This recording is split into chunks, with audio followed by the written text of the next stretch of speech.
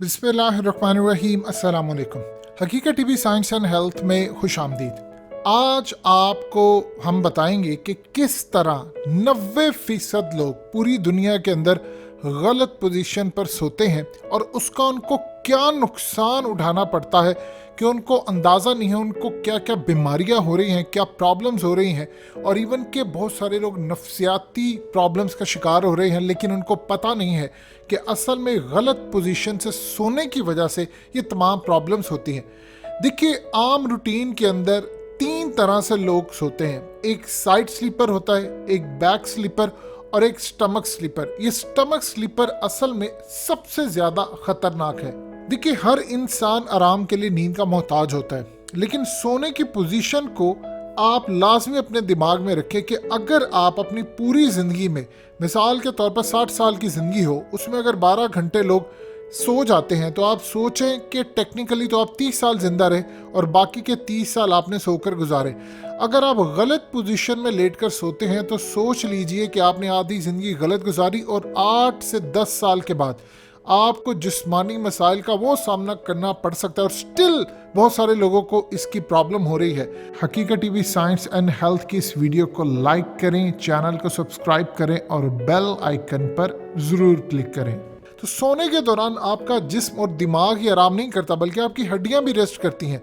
आपने अक्सर फील किया होगा सोने से पहले आपके जिस्म को एक हल्का सा झटका लगता है। ऐसा इस वक्त होता है जब आप सोने और जागने की कैफियत के दरमियान में होते हैं और आपको लगता है कि आप किसी चीज़ से टकराए हैं और अचानक आपका जिस्म हल्का महसूस होने लगता है।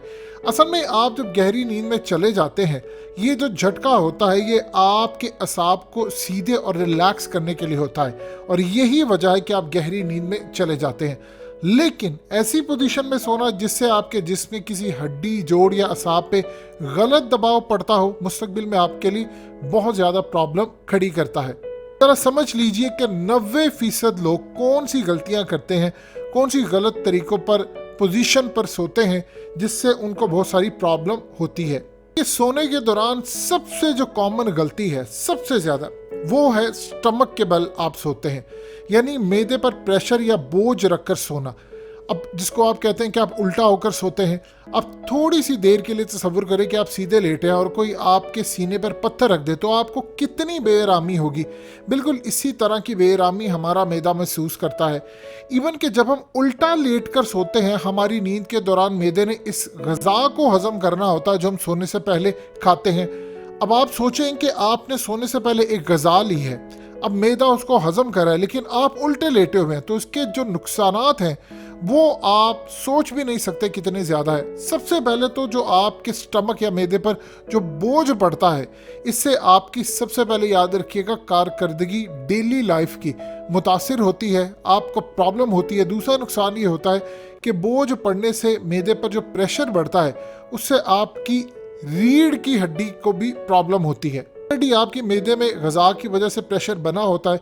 तीसरा नुकसान असल में सोने के इस गलत तरीके की वजह से जो होता है, वो आपके उल्टा लेटने की वजह से आपका जो मैदा है वो भी उल्टा हो जाता है, और गज़ा हजम करने के लिए जो सारा प्रोसेस है वो भी उल्टा होकर परफॉर्म करता है। आप पीछे की तरफ मुंह करके मिसाल के तौर पर साइकिल या बाइक चलाएं, तो आप बताइए आपको कितनी प्रॉब्लम होगी। जाहिर सी बात है, नामुमकिन सी बात है। इसीलिए हर काम करने का एक तरीका होता है, और कई उल्टे तरीके ऐसे होते हैं जो हम लोग अपना लेते हैं। अब मैदे की ग़िज़ा हजम करने का सीधा सीधा तरीका ये है कि आप इस पर वज़न ना डालें। अगर आप उल्टा होकर सोएंगे तो आप ये देख लीजिए फिर आपको प्रॉब्लम होगी। तो ज़िंदगी में याद रखिएगा, आपने कभी भी उल्टा होकर नहीं सोना। हजूर पाक सल्लल्लाहु अलैहि वसल्लम ने फरमाया है कि एक शख्स को उन्होंने देखा और कहा कि वो उल्टा लेट कर सो रहा था, तो आप सल्लल्लाहु अलैहि वसल्लम ने फरमाया कि अल्लाह ताला इस तरह, यानी पेट के बल जो उल्टा लेटना है, इस तरह लेटने को नापसंद फरमाता है। आप अंदाज़ा कर लीजिए, मेडिकल साइंस आज प्रूफ कर रही है, नबी पाक सल्लल्लाहु अलैहि वसल्लम ने हमें 1400 साल पहले बता दिया था कि उल्टे नहीं लेटना चाहिए। जब ग़ज़ा हज़म नहीं होगी, प्रॉब्लम होगी, और फिर आपको जो इश्यूज़ होंगे वो आप जानते हैं कितने ख़तरनाक है।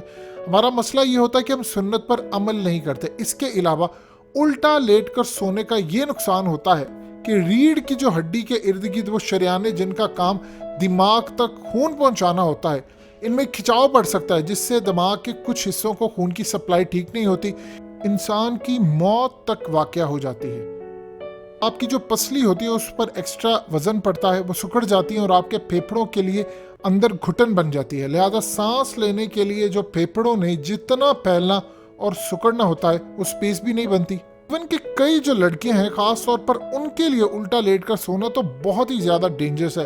अब मिसाल के तौर पर आप उल्टा लेट कर सोते हैं तो चेहरे में जो खून की रगों पर पूरी रात दबाव पड़ता है, जिससे खून के चेहरे के तमाम हिस्से नहीं पूरी तरह फ्लो कर पाते और उसी वजह से वक्त के साथ साथ चेहरे पर झुर्रियाँ पड़ना शुरू हो जाती हैं। इसके अलावा तकिए पे जितने भी जर्म्स और वायरसेस होते हैं वो सब आपके चेहरे पर लगते हैं, जिससे चेहरे पर पिंपल्स बन जाते हैं। अक्सर आपने देखा होगा लड़कियों को इस तरह गर्दन की हड्डी और रीढ़ की जो हड्डी होती है वो भी डैमेज होती है। सो उल्टा लेट कर सोने की वजह से आपको जितनी प्रॉब्लम होती है आप सोच भी नहीं सकते। एक अरसे तक आप सोते हैं तो फिर आपको बहुत ज़्यादा प्रॉब्लम होना शुरू हो जाती है। दूसरा गलत तरीका ये है कि इंसान कंधे पे बोझ डालकर सो जाए।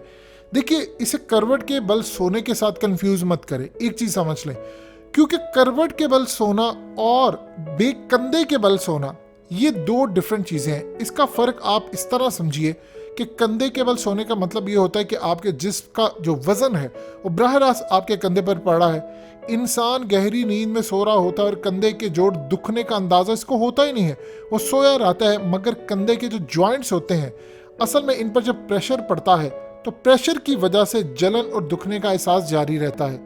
जब सोकर उठते हैं तो आपके कंधों में दर्द हो रहा होता है कि करवट के बल सोने में आपके वजूद का बोझ कंधे पे बिल्कुल नहीं होता, बल्कि आपके तकिए और बाजू पे होता है। इसीलिए लेटते वक्त तकिया लाजमी रखा करें और अपने वजूद के जो बोझ होता है उसको कंधे की बजाय तकिए पर रखा करें। अब मिसाल के तौर पर अब आप एक पोजीशन देख सकते हैं। इसमें करना क्या होता है, आपने अपने स्पाइनल को कॉलम को बिल्कुल अलाइन करना होता है, यानी जो रीढ़ की हड्डी है उसके लिए आप अपनी टांगों में तकिया रख सकते हैं। और अगर आपने साइड पर लेटना है और इसलिए अगर आपको सीधा लेटने की ज़रूरत होती है तो आप अपनी टांगों के नीचे तकिया रखें, ताकि जो आपकी बैलेंस हो जाती है हड्डी उसके लिए आपको फिर कोई प्रॉब्लम ना हो। रीढ़ की हड्डी में मसले पैदा हो जाते हैं और ज़्यादा देर तक रहें तो फिर उसके बाद जो डिस्क होती है वो स्लिप होती है और उसके बाद वो फट जाती है, फिर वो जल निकलता है और बहुत सारी जो प्रॉब्लम्स हैं वो आपको फेस करना पड़ती हैं। अब इवन कि आप अंदाज़ा कीजिए कि ट्विस्ट करके जो लोग सोते हैं ये भी गलत तरीक़ों में से एक है। अक्सर लोग इस अंदाज में सोते हैं, इनका ऊपर वाला धड़ यानी कमर से जो ऊपर वाला हिस्सा होता है वो दाएं जानिब होता है, जबकि कमर से नीचे वाला हिस्सा बाएं जानिब मुड़ा होता है। ऐसे सोने से जिस्म की जो पट्टों में जो आपके गैर ज़रूरी दबाव और खिंचाव रहता है, इस खिंचाव की वजह से इंसान को पट्टों की तकलीफ हो जाती है। इससे बचाव का तरीका ये है कि जब भी आप सोएं एक सिमत में मुंह करके सोएं। सुन्नत नबी सल्लल्लाहु अलैहि वसल्लम ये है जिसका तरीका है कि आप दाएं करवट पे लेटें, मगर अगर आप बाएं करवट पे भी लेटते हैं तो मुकम्मल बाएं करवट पर ही लेटें। ऐसा नहीं है कि आधे आप दाएं की तरफ हो, आधे बाएं की तरफ, या आधे दाएं की तरफ और आधे बाएं की तरफ, या जिस्म का ऊपर वाला हिस्सा कहीं हो और जिस्म का नीचे वाला हिस्सा कहीं और हो। इवन के पट्टों का मसला नहीं होता, खून का जो ब्लड फ्लो है वो भी मुतासिर होता है। अब बिस्तर से नीचे लटक कर सोना भी सोने की गलत तरीकों में से एक है। बाज़ लोगों को आदत होती है सोते हुए एक टांग बिस्तर पर रखते हैं, एक नीचे लटका देते हैं, खुद सारी रात सोए रहते हैं मगर टांग सारी रात लटकी रहती है। इसका नुकसान ये है कि बिस्तर से नीचे कोई भी आपको कीड़ा जो होता है वो आसानी से प्रॉब्लम आपको उससे फेस होना शुरू हो जाती है। कोई आपको डंग मार सकता है, कोई काट सकता है, या कोई भी काकरोच छिपकली कुछ भी हो सकता है। तो एक तो ये प्रॉब्लम होती है। दूसरा नुकसान ये है कि इस तरह सोने के दौरान आपकी जो रीढ़ की हड्डी होती है वो अपनी सही पोजीशन में नहीं होती। इसके लिए उम्र बढ़ने के साथ साथ आपकी रीढ़ की हड्डी के मोहरे दुखने लगते हैं। तो सोने का तरीका जो है वो बेसिकली आपको दुरुस्त करना पड़ेगा। करवट के बल लेटकर टांगे क्रॉस करके सोने से भी मसल्स प्रॉब्लम होती है। टांगे क्रॉस करने की बजाय टांगे फोल्ड कर लिया करें, इससे मसल्स में खिंचाव नहीं होता। और एक चीज़ आप जहन में रखिएगा, बहुत सारी जो खवातीन होती है जो प्रेग्नेंट होती है उनकी भी पोजीशन मैटर करती है और बहुत ज़्यादा मैटर करती है। देखिए, कई लोग होते हैं कि वो किसी और पोजीशन में सोते हैं, लेकिन अगर आप साइड पर होकर सो, जो प्रेग्नेंट वुमेन होती हैं इजीली उनके लिए होता है कि वो मैनेज कर पाती है। एक बोझ होता है, जाहिर सी बात है, लेकिन अगर आप तकिए का इस्तेमाल करते हैं, कूजी तकिए जो होते हैं, तो आपके लिए ज़्यादा फ़ायदेमंद होता है। और सबसे ज़्यादा अहम तरीन चीज़ ये होती है कि कुछ लोग मॉर्निंग पर्सन्स होते हैं और कुछ लोग इवनिंग पर्सन्स होते हैं। ये आपको देखना है कि आप क्या है। कुछ लोग जल्दी जब उठ जाते हैं तो याद रखिएगा उनकी तबीयत में चीज़ होती है कि वो जल्दी उठकर जो काम करते हैं, यानी मॉर्निंग में जो काम करते हैं, वो ज़्यादा बेहतर है। कुछ लोगों को मॉर्निंग में उठकर काम करने में डिफ़िकल्टी होती है, तो वो ये समझ जाएं कि वो इवनिंग पर्सन है। इवनिंग पर्सन जो शाम और रात के वक्त काम होते हैं उनको ज़्यादा बेहतर तरीके से कर सकते हैं। तो ऐसा नहीं है कि आपको हर वक्त ये देखना है कि कोई शख्स अगर किस नेचर का है तो आप दूसरे को भी वैसा बनाएं।